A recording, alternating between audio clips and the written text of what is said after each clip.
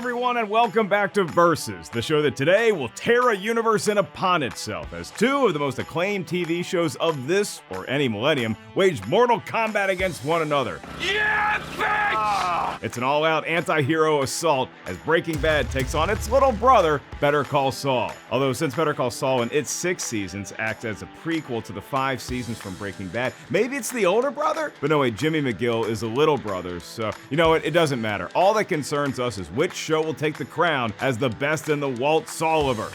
I actually like the way that sounds. Shut up!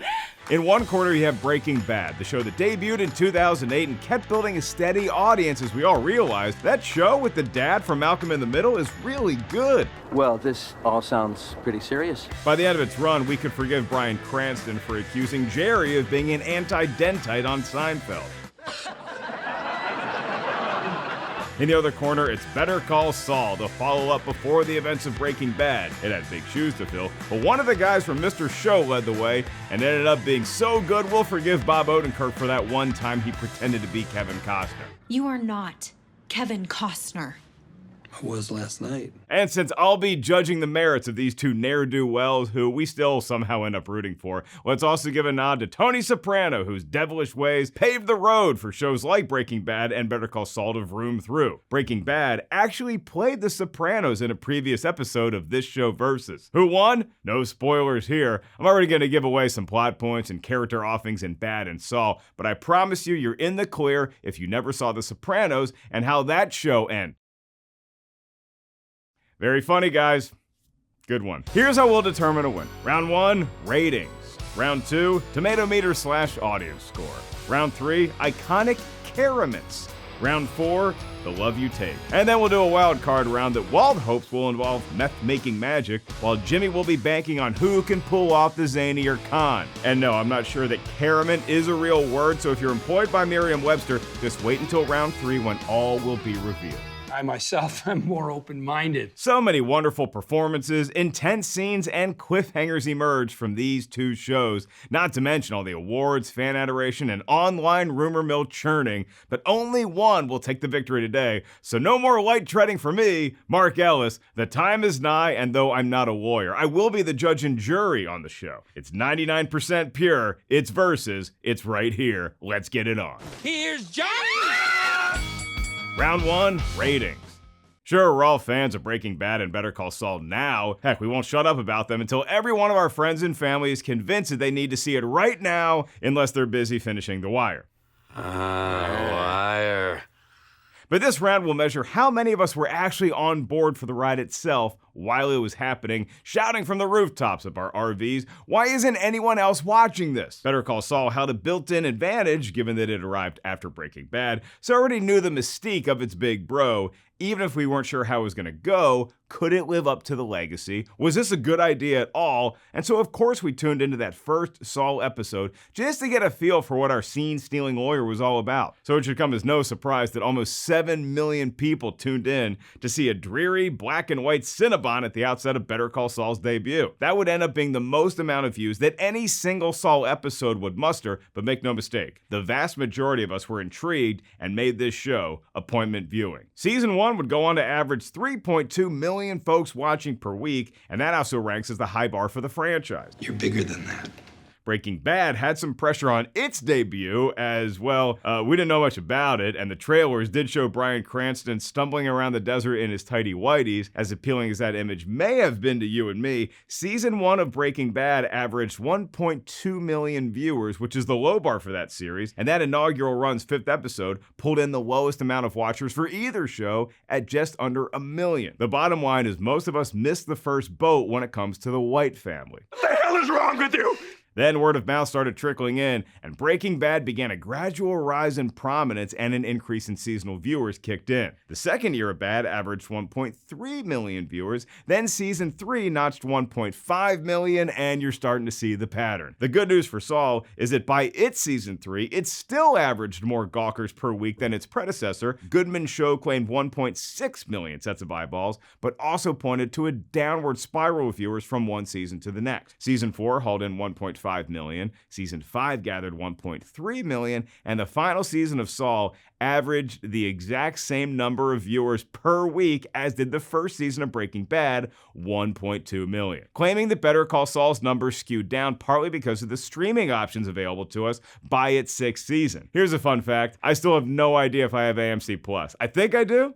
I must if I watch Saul on time, but it got a little tricky at the end, didn't it? And I'm not sure the old Nielsen boxes could keep up. Why should I be penalized because of your sloppiness? So that being said, Breaking Bad became one of the first modern shows to have a robust second life on a streaming platform, that being Netflix, as millions of us watched or rewatched the program there. But for this round, the door is open if Walter, Jesse, and company can kick it down with some impressive numerals in their final bows. Its penultimate season drew a then best 1.8 million folks tuning in, but when Van Halen said jump, season 5 obliged, as the last run of Breaking Bad had an average of 4.3 million viewers, complete with 10.2 million of us watching that last episode. I liked it.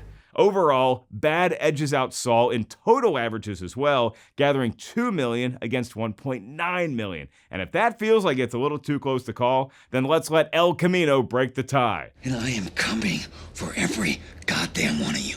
The Breaking Bad follow-up grabbed 25 million watches in its first week on Netflix, and what promises to be a harbinger of scraps to come today, Breaking Bad edges out a very game opponent in Better Call Saul and takes the first point of the day.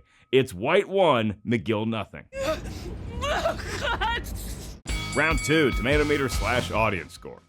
Now we get cooking with the round that will be won by which show fared better with the critics and the critical masses. In episodes past on this show, the tomato meter can be a cruel mistress that giveth and taketh away, but these aren't two ordinary shows we're dealing with. The only question in my mind is who loved these shows more, the reviewers or the audience? Regardless, I'm expecting a high-end grocery store produce level of freshness right here in this phase, and I'm assuming both shows will sport grades that are good enough to get them into an Ivy League school without pretending to play a sport. You got me. Although Breaking Bad did have to establish itself in the first season with very little hype, maybe that's why its tomato meter score for season 1 is at 86%. It's great by most standards, but it's looking up at Better Call Saul's 97% for its rookie campaign. Oh, gee, that's swell. Bad righted the ship in season 2 as it tasted 97%. Then seasons 3 and 4 both pulled a Toy Story and earned a perfect 100%. Whoa!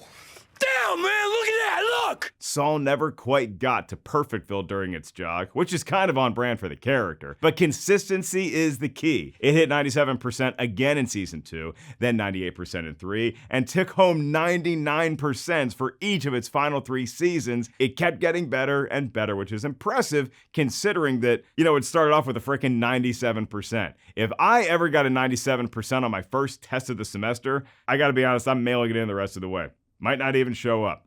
I'm a comedian, what do I care? It's all good, man.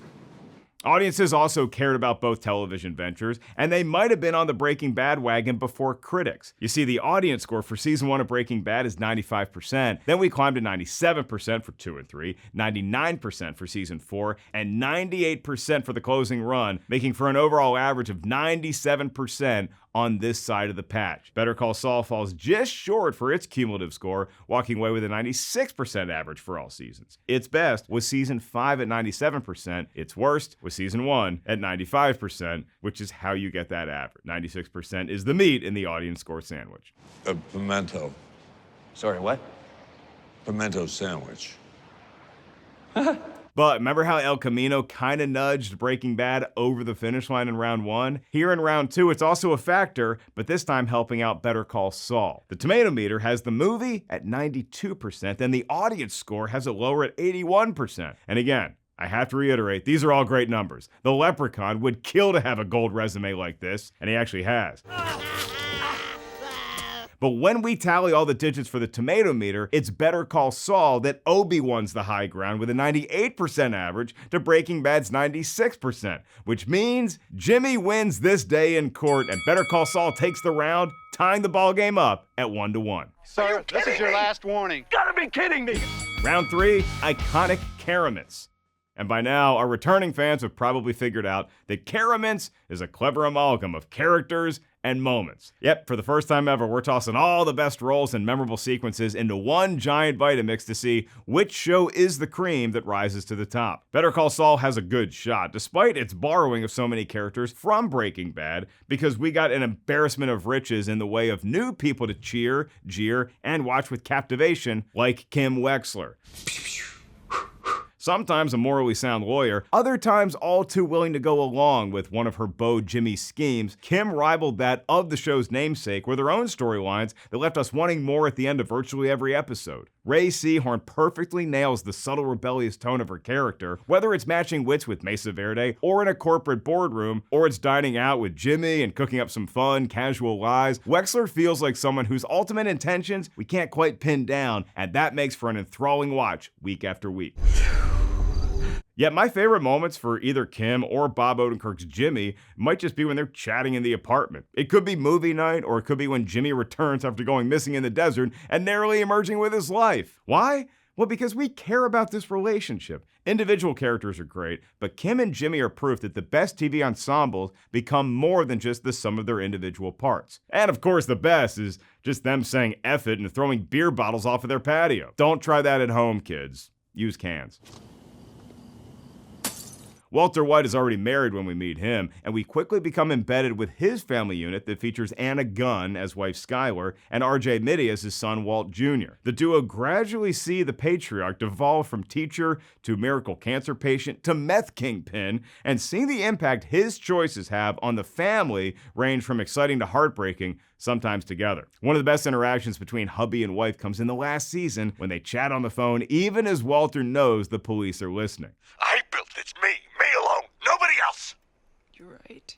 Skylar and Walt Jr. give us a reason to hope Walter can somehow pull out of the spiral early on in the show. Once we realize that he's gone beyond the point of no return, now it just becomes a matter of if they'll be complicit with that lifestyle or embrace who they've become. Similarly, Walt and Jesse form an unlikely alliance that vacillates between teacher and student, buddies, frenemies, bitter exes. The chances are, no matter what you're dealing with concerning a friend or significant other, Walt and Jesse have been there before. Just maybe don't rely on their solutions to help you out, because it tends to get pretty violent on the show.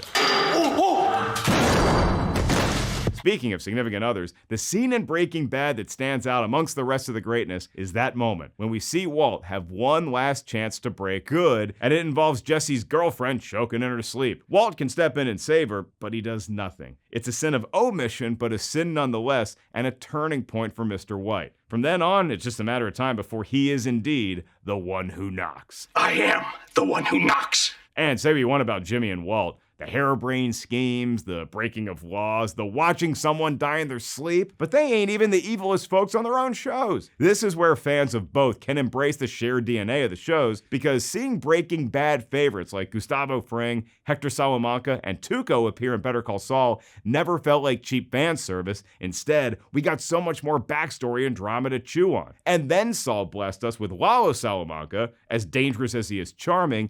Really?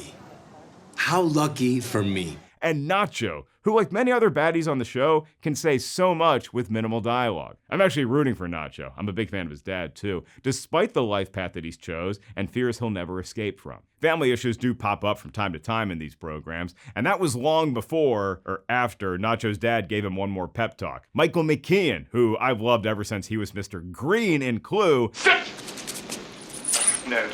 Not you, sir. gives an acting masterclass as Jimmy's older brother, Chuck. He suffers from physical ailments that have some unique cure possibilities, but it's forced him to become much more of a homebody. And even with regular visits from his little bro, the two can't seem to stay on the same page for too long. And at Chuck's old law firm, Patrick Fabian's Howard Hamlin stands out as that guy you see at the gym every morning, even though you go once a month. He takes his Centrum, he has his shirts impeccably pressed, his life is regimented down to a T. Oh, don't try to play us like that, Howie.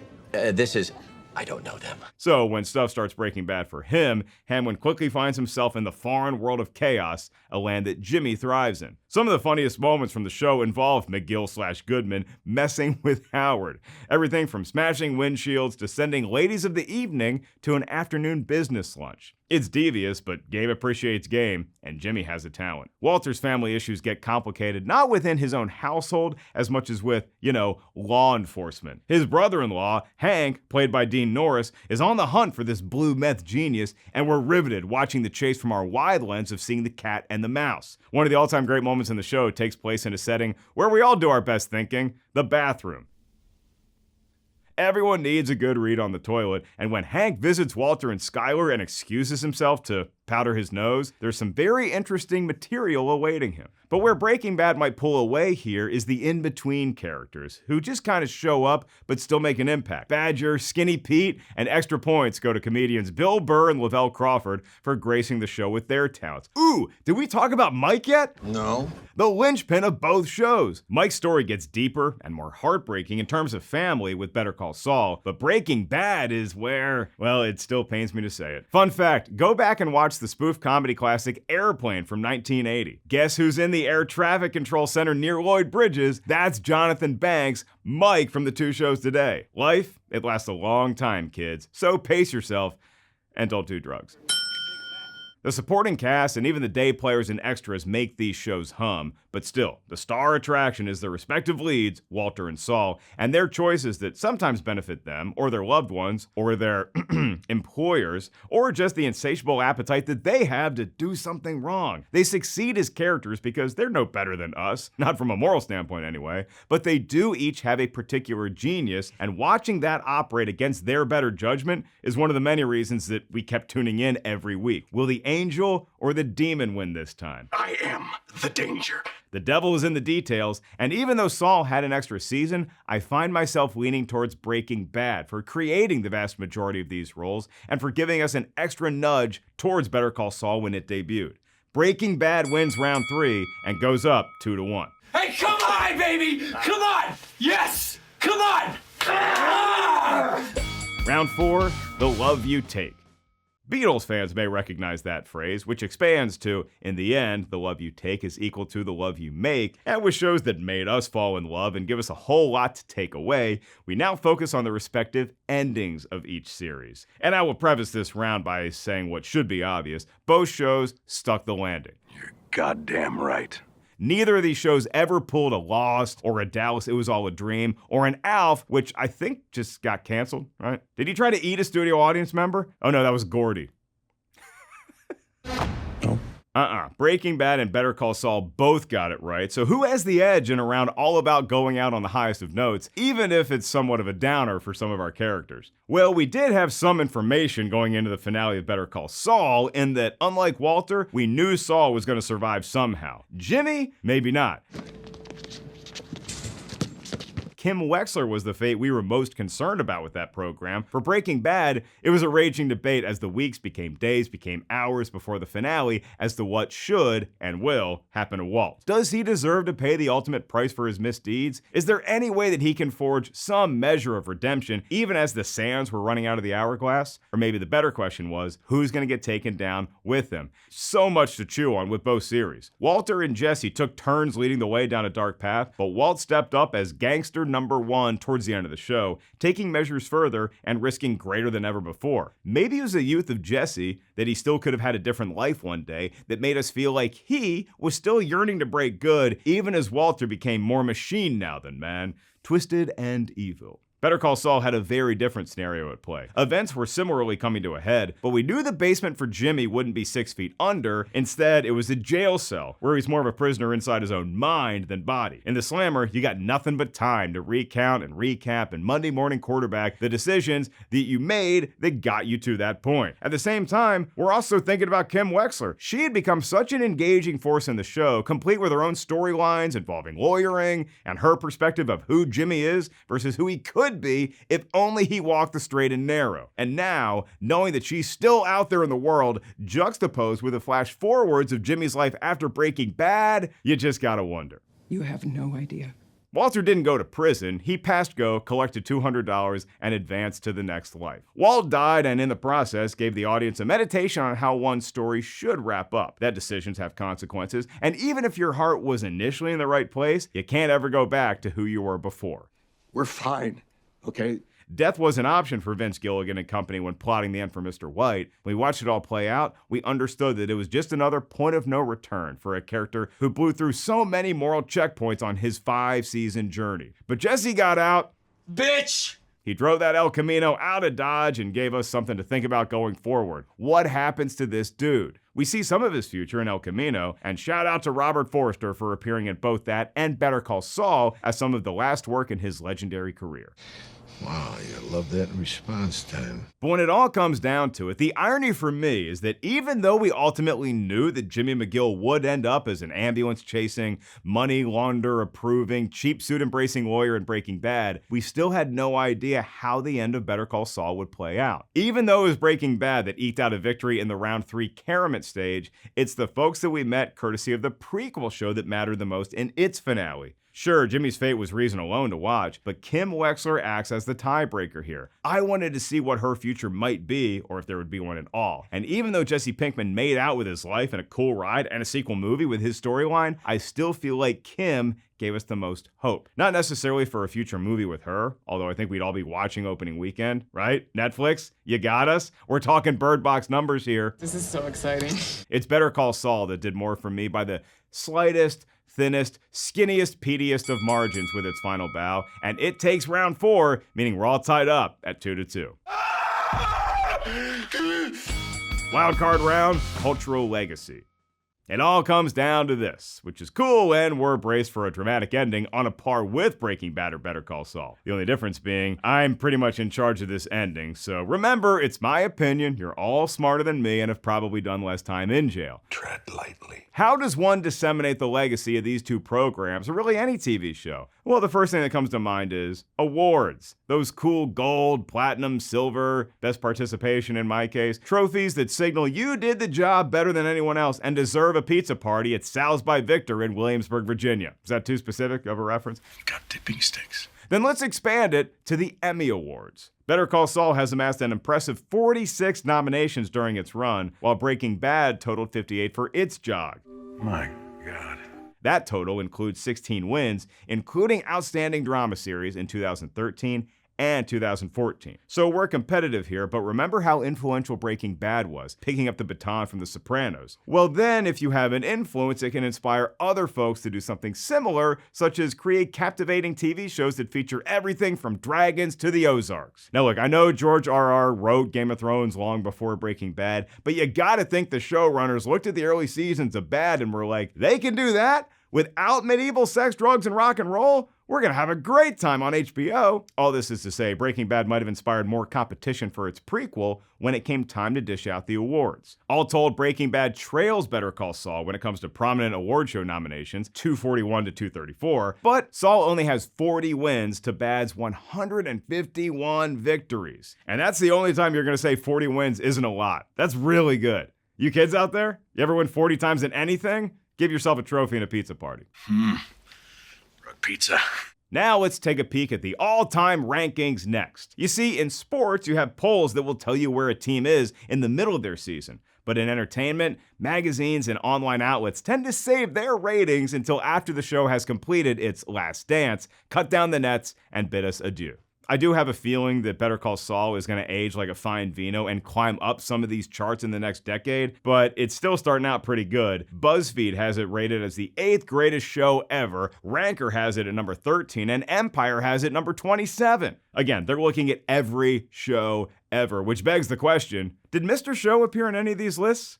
It was really funny, y'all. Bob and Dave for life. So great. How'd Breaking Bad do on these lists? Well, we might have to sell our cow for some magic beans, plant them, and then climb the ensuing beanstalk to get the answer because it's really high up there. It's number 3, according to Rolling Stone. Number 2, shout out to Hank on the John, on the Hollywood Reporters list, and number 1 ever for Ranker, Stacker, and Empire. Again, this is for like every show ever. Cheers, Martin, Monday Night Football, Celebrity Deathmatch, pop-up video, every show ever. When we boil it down, distill it, compress it, and pound it into pure blue powder form, Breaking Bad didn't walk so Better Call Saul could run. It sprinted for 5 superb seasons, and then Jimmy McGill and company kept the pace. So what is the better achievement? A case could be litigated, and I know a few lawyers, Kim's pro bono, that Better Call Saul had the tougher task. You almost never get a spin-off series that's even close to the quality of the original. For every home run like Frasier, you have strikeouts like Joey, which I feel bad saying because it did last a few seasons, right? And I like the Tribbianis, but it ain't Friends, and it's almost never brought up when we talk about the Friends universe. But Breaking Bad had to make us care about this galaxy, and not just the star planet known as Walter White. It had to establish a treasure trove of characters and storylines that kept us invested, our heads on swivels, and that was after it had to accomplish the improbable and stay on the air after viewership was slow to come on board initially. Better Call Saul did a whole lot to entertain us and keep the Breaking Bad flame burning, and additionally, it started many new fires for us to look at. But if The Sopranos introduced an anti-hero as a non-Archie Bunker, serious dramatic take, then Breaking Bad took it to another level in terms of cinematic television and plot twists and turns. We can still drop episodes like The Fly and Ozymandias, thanks Rian Johnson, in a conversation, and everyone knows what we're talking about, and they'll probably gush alongside us. I'm choosing between two of my favorite kids here, but I'm going with the older one, or chronologically the younger one. It's Breaking Bad that takes the wild card round, thus winning the match. I won. I love the idea of TV shows in the same universe battling each other. Maybe not Friends versus Joey, that might be a little unfair, but Cheers versus Frasier? That's a good episode. Monday versus Sunday Night Football, Alf versus Gordy's Home? We gotta figure out a way to do that one. As for today, a friendly reminder with a Saul Goodman grin that, again, it's all my opinion and it could change with the Texas weather, so now I put the onus on you, dear viewer. Be the Jesse to my Walt and share your take. You can hit me up on social media at Mark Ellis Live. I'm taping my next stand-up special in LA on December 3rd. You get tickets at markellis.live. And of course, stay tuned right here at Rotten Tomatoes for all the latest in the world of movies, TV, prequels, and sequels. Thanks for watching Versus. I'm Mark Ellis, and I am the one who knocks. Because most of my friends have kids now, and they freak out when you ring the doorbell. It's all good, man.